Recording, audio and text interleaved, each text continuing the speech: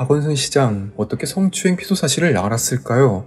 동아일보 기사에 따르면 경찰은 박원순과 서울시에 통보를 하지 않았다고 했습니다.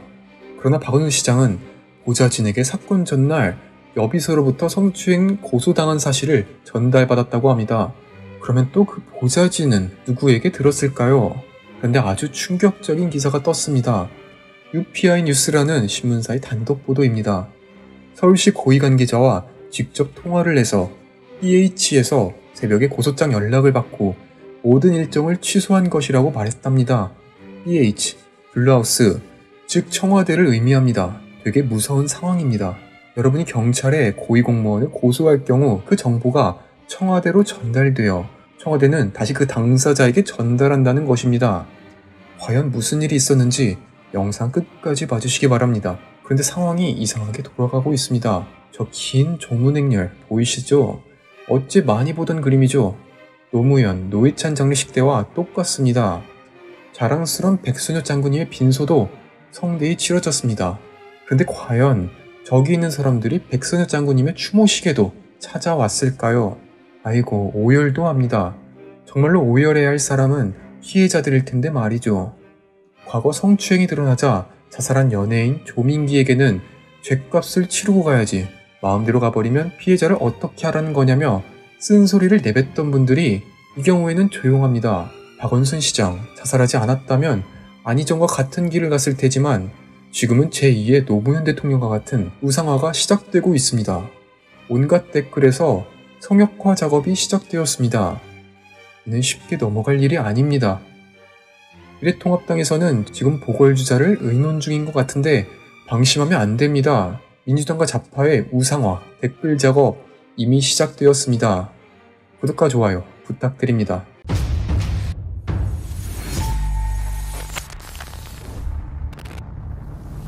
터질 게 터졌습니다.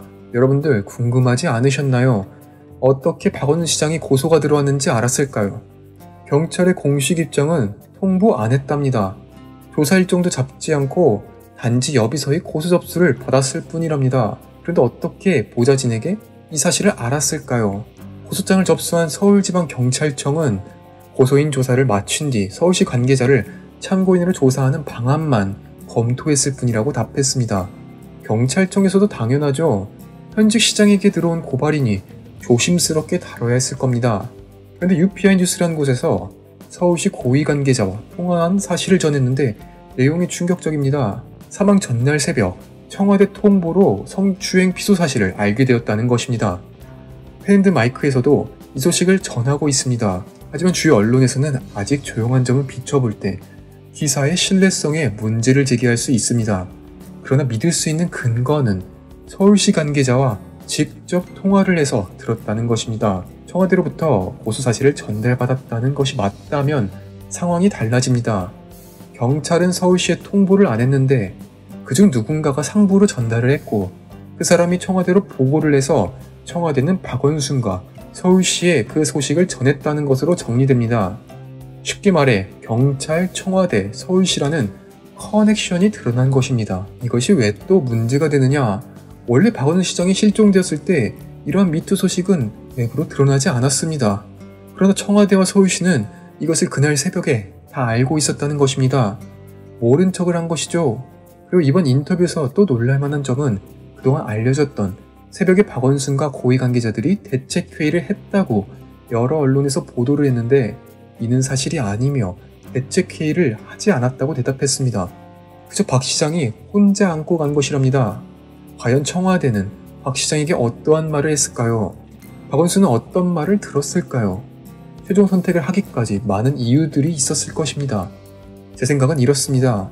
마지막 한 발만 더 나아가면 대통령이 될 수 있겠다고 생각했는데 그동안 자신이 무심코 했던 성추행이 만천하에 공개된 모습을 상상하며 얼마나 허망했을까요? 차라리 시민연대에서 기업 후원 받아가며 변호사했더라면 잘 먹고 잘 살았을 텐데 말이죠. 세웅지마입니다. 박 시장이 사망함에 따라 비서가 경찰에 성추행 혐의로 고소한 사건은 공소권 없음으로 종결될 것입니다. 당사자가 죽었는데 수사가 의미 있겠나요? 그런데 문제는 여기서 시작됩니다. 우리는 이미 노무현 대통령 때 먼저 경험했습니다. 공소권 없음으로 종결되면 그 죽음은 미화됩니다.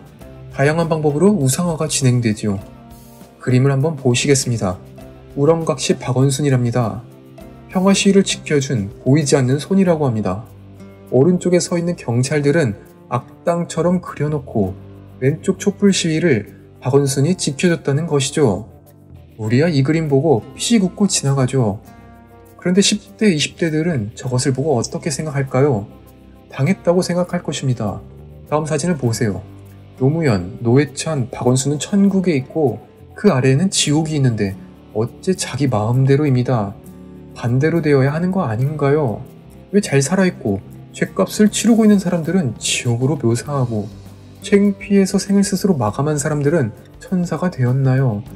이러한 문화를 통한 작업과 함께 그 이면에 엄청난 댓글 작업이 실시되고 있습니다. 제가 본 댓글인데요. 내용이 말도 안 됩니다. 미투는 착한 운동도 사회운동도 아니다.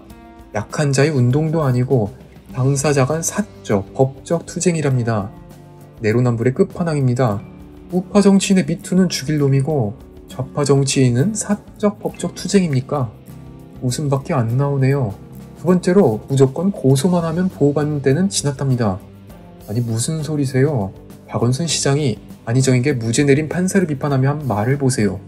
성범죄 사건을 판단할 때는 감수성이 굉장히 중요하고 피해자를 기준으로 해야 한다고 말합니다. 3번에 법 앞에서는 남녀 평등이라뇨. 피해자인 여성 기준으로 해야 한다고 시장님이 말씀하셨어요. 소름이 돋는 것은 이러한 댓글 한두 개가 아닙니다. 온갖 뉴스 댓글에 수만 개가 올라오고 있어요. 이 글 개인들이 올린 것 같나요? 절대로 아닙니다. 누가 댓글을 10,000개씩 작성하나요? 지령을 받고 쓰는 것이죠. 좌파 지지자들은 트위터를 중심으로 움직입니다. 그곳에서 유명한 계정이 글을 올리면 그 글을 복사 붙여넣기 하며 온갖 기사에 퍼나르고 있습니다. 현재 다음 기사 1위가 무엇인 줄 아시나요? 가세연에서 박원순 빈소 유튜브 방송을 한 것을 비판하는 기사입니다. 이에 댓글에 천벌을 받을 놈들이라고 합니다. 좋아요가 4,000개가 넘습니다. 10대 청소년이 저 기사를 접하고 댓글을 본다면 무슨 생각을 하겠습니까? 우리 시장님은 억울하게 돌아가셨고 우파 유튜버는 저것을 이용해 조롱을 하고 있다고 받아들이겠죠. 사건의 본질인 미투 여부, 그 사건의 원인 등을 봐야 하는데 저렇게 화제 돌리기를 하며 오히려 시장을 피해자로 만듦으로써 상황을 역전시키고 있습니다. 여러분들, 제가 장담컨대 박원순 우상화 작업 이미 시작되었습니다. 방심할 때가 아닙니다. 진실을 널리 퍼뜨려주세요. 시청해주셔서 감사합니다. 구독과 좋아요 많은 힘이 됩니다. 감사합니다. 노무현의 왼팔 안희정, 전국에서 엄청난 인기를 끌며 가장 유력한 차기 대권 주자로 떠올랐죠. 그러나 현재는 성범죄자로 낙인 찍히며 더 이상 정치에 발을 들일 수 없게 되었습니다. 노무현의 마지막 비서관이자 문재인의 최측근 김경수는 전 국민이 드루킹과 공모했다는 것을 이미 알고 있습니다. 다음은 누구일까요? 그렇죠, 이재명입니다. 최근 코로나 전국에서 히트를 치면서 대권 지지도 2위에 올랐죠. 그런 이재명이 현재 2심에서 벌금 300만 원을 받았고 대법원 판결만 기다리고 있습니다. 당연히 유죄 판결을 받으면 기사가 날아가는 것은 물론이고 피선거권도 박탈됩니다. 이재명은 박원순 시장이 제거되자 무슨 생각을 했을까요? 지금까지 민주당 내 친노 친문 세력이 해왔던 일들은 모두 정치적 라이벌을 제거하는 일뿐이었습니다. 그토록 말하던 개혁 정치 하나라도 보여줬나요? 요즘 정치가 꼭 예속 논쟁 같습니다. 표종의 계모인 장렬왕후가 상복을 1년과 3년 중 얼마를 입어야 하는지로 그렇게 치고받고 싸웠죠. 잘 모르고 보면 1년과 3년 뭐가 중요하냐고 생각할 수 있지만 여기서의 결정으로 왕권에 어떻게 위치 지을 것인지, 남인과 서인 누가 여당을 잡을 것인지 모든 것이 달려 있었습니다. 지금 박원순 분향소가 그렇습니다. 철수 여부에 국민들이 절반으로 갈라져 싸우고 있습니다. 오늘 우파 유튜버 가세연에서 박원순 서울시장 금지가처분 재판을 넣었습니다. 머지않아 재판 결과가 나온다고 합니다. 일부는 어차피 내일이면 분향소 5일장이 끝나는데 할 필요가 있냐고 물으실 겁니다.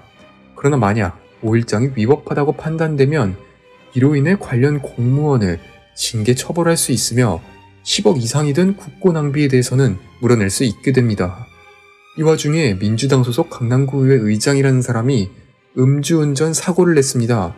차가 무려 5대 파손됐어요. 진짜로 눈치 없습니다. 염치 없어요.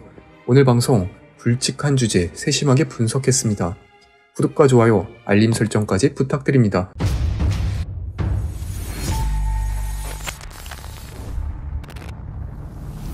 네이버 댓글을 보고 빵 터졌습니다. 박원순이 미래통합당 소속이었다면 이라는 글입니다. 속보 박원순 시장 사망, 일각에서 미투 의혹 제기. 박원순이 우파였다면 좌파 언론은 바로 미투를 파고들겠죠. 현직 서울시장 죽음에 얽힌 미스터리, 비서와의 관계에 여론 집중. 너무 그럴싸한데요. 죽은 자는 말이 없지만 진실은 반드시 밝혀야 한다. 오마이뉴스. 이분 좌파 언론에서 일하시는 분 아닌가요? 박원순의 죽음 뒤에 가려진 성폭행 피해자의 절규, 인중의 소리. 당연히 이랬겠죠. 그리고 이해찬의 말 너무 웃깁니다. 현직 시장의 죽음 안타까우나 피해자를 수사 결과 공개해야. 김태년, 미투 의혹 덮으려 자살, 한심한 판단. 조국, 통합당의 추악한 실체 이번 사건으로 밝혀져. 여러분들 진짜로 이랬을 것 같지 않나요? 어쩜 자기들과 같은 민주당 사람이라고 그렇게 감싸는지 원. 어떤 면에서 보면 보수는 물건으로 지는 게 너무 약한 것 같습니다. 너무 젠틀하세요. 저쪽처럼 선동도 섞어가면서 더 세게 나가야 합니다. 그런데 이준석 씨는 부정선거에는 그렇게 열내면서 박원순한테는 왜 말 한마디 없나요? 다행히 미래통합당도 입장문을 내며 목소리를 높이고 있습니다. 그러나 많은 눈치를 보는 것 같습니다. 심지어 조문도 갔다 오고 있습니다.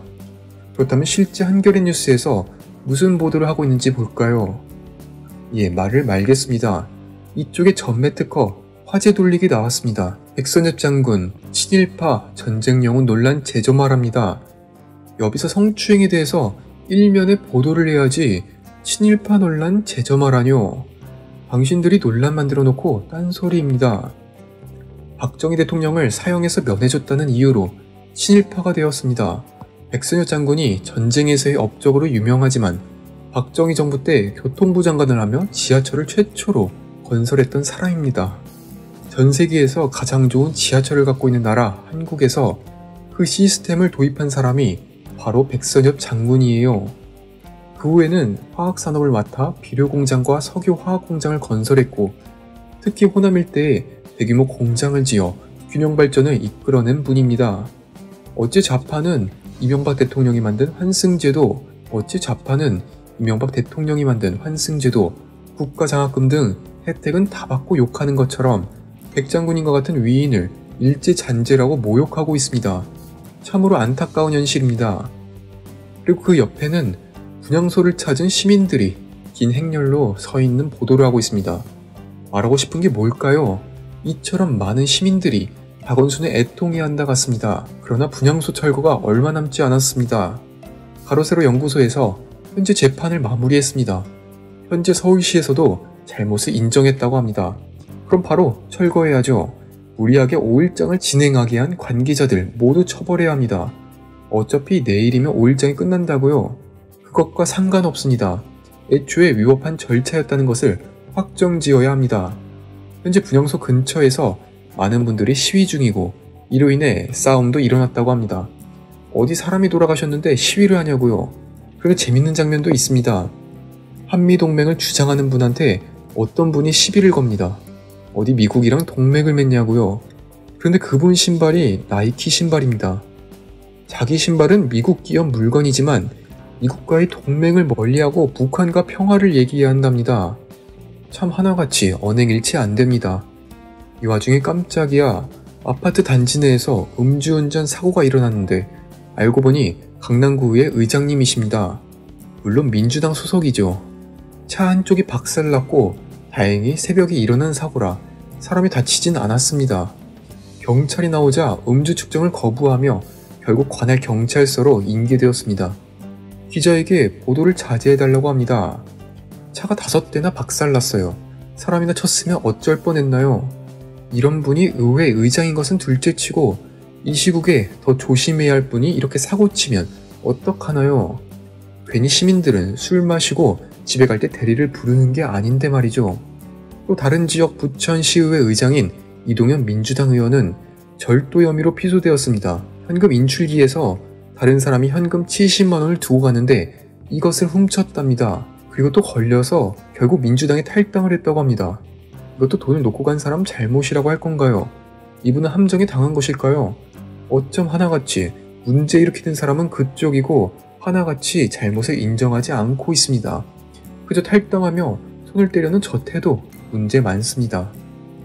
여러분들, 이재명 어떻게 될 거라고 보시나요?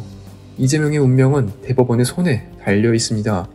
판사의 손에 잘하면 대권까지 달릴 수도 있고 아니면 지사직까지 박탈되며 더 이상 정치에 발을 들일 수도 없습니다. 어느 결과가 나오든 이낙연의 대권 행보에 방해가 되지 못할 것입니다.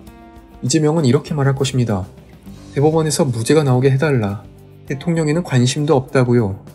박원순 사건으로 바짝 엎드릴 것입니다. 민주당의 잠룡들은 깨달았을 것입니다. 다음은 내가 될 수 있겠구나. 조심해야겠구나를요. 젊은 시각 구독해주셔서 정말 감사합니다. 더 열심히 뛰겠습니다. 감사합니다.